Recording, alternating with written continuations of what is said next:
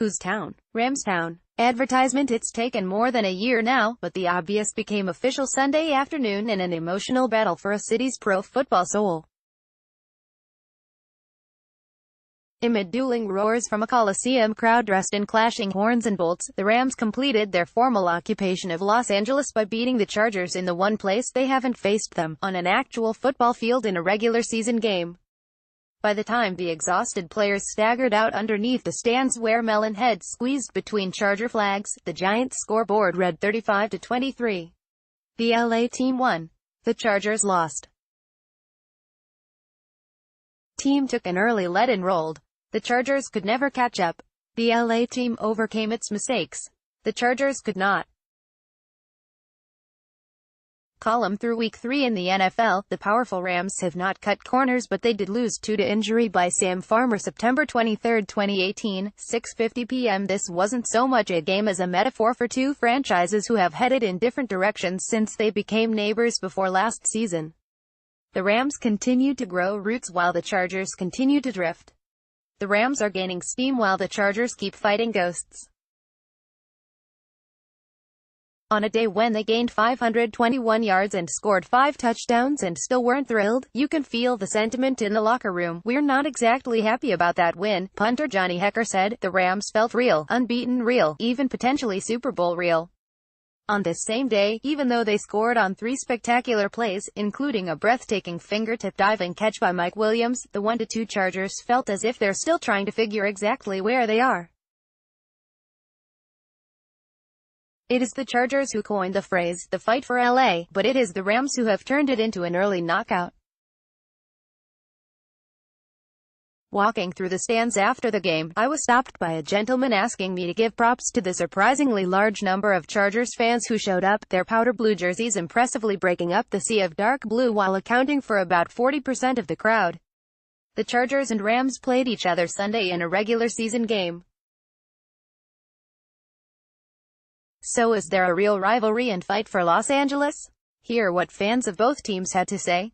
The guy was immediately shouted down by a Rams fan who said, "Get out of here, you belong in San Diego." James Chavez, that Rams fan, later added, "They had a lot of fans here, but this is our city, we run LA, and this game solidified it." Advertisement duty compels us to pause and note that Raiders fans would disagree with this column.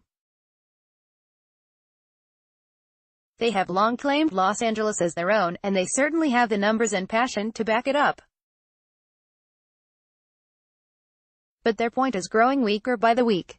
As John Gruden runs their team into the ground before it runs off to Las Vegas, it seems as if the Rams are slowly building a groundswell of support to eventually threaten the Raiders' presence.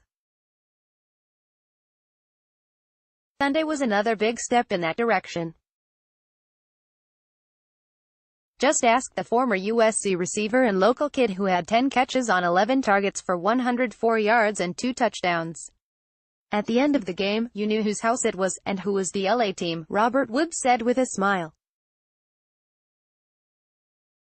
The tone of domination was set by public address announcer Sam Lagana, who continually boomed, "Los Angeles Rams," while simply saying, "Chargers." Chargers quarterback Philip Rivers is sacked by Rams defensive lineman Ndamukong Suh during a third-quarter drive on Sept. 23. Robert Gauthier, Los Angeles Times, 1/10. It continued when a plane flew overhead and towed a banner claiming the Chargers didn't belong in LA, and we thought those had long since been grounded.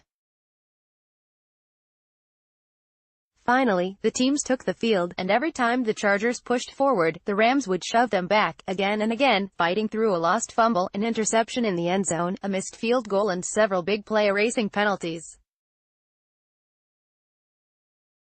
You need some of that adversity, now and then, when you have to sit back and say, "Next time we get the football, we're going to win this game," tackle Andrew Whitworth said. And we did that. Todd Gurley lost that fumble on the Rams' first possession. His offense recovered with an ensuing 80-yard touchdown drive that included pinpoint Jared Goff passes to Woods and Brandon Cooks and ended with a Gurley plunge. "We find holes, we find gaps, and Jared keeps his eyes open," Woods explained simply.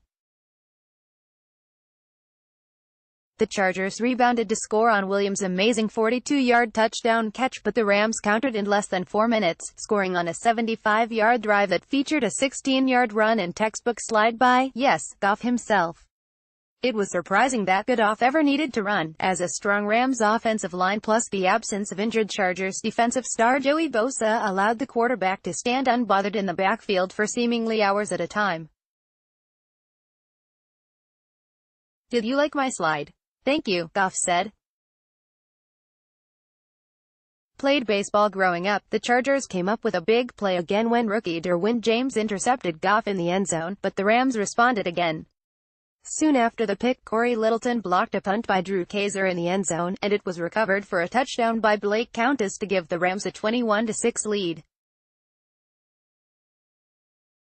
Rams Jared Goff and Rams unleash unbeaten offense on overmatched Chargers by Gary Klein. September 23, 2018, 6:45 p.m. The Chargers closed to within 21-13 at halftime after Melvin Gordon's bruising 11-yard run, but again the Rams pushed back. Early in the third quarter, Keenan Allen was stripped of the ball by Aqib Talib. It was recovered by LaMarcus Joyner, and 3 plays later Goff hit Kupp for a 53-yard touchdown pass to essentially clinch it. By then, the Rams fans had taken over, cheering "Coop" on the touchdown and later screaming "SUUUUH" when celebrated, and Ndamukong Suh recorded his first sack as a Ram. With Yasiel Puig playing down the street, and Luke Walton coaching around the corner, Los Angeles sports fans have now cornered the market on guttural elongation of last names. "Today was a great show," said Hekker, who had the best seat in the house with only 1 punt, and now a career-low 5 in his first 3 games. "Showed up, he's right, all of LA was here." Chargers fans so loud that even Goff noted, "You can tell there were 2 sides in here, but in the end, it was an LA that belonged to the Rams 3 seasons back and completely at home." Rams beat writer Gary Klein discusses the team's 35-23 victory over the Chargers with reporter Annie Heilbrunn. Bill.Plaschke at LAtimes.com. Get more of Bill Plaschke's work and follow him on Twitter at Bill Plaschke.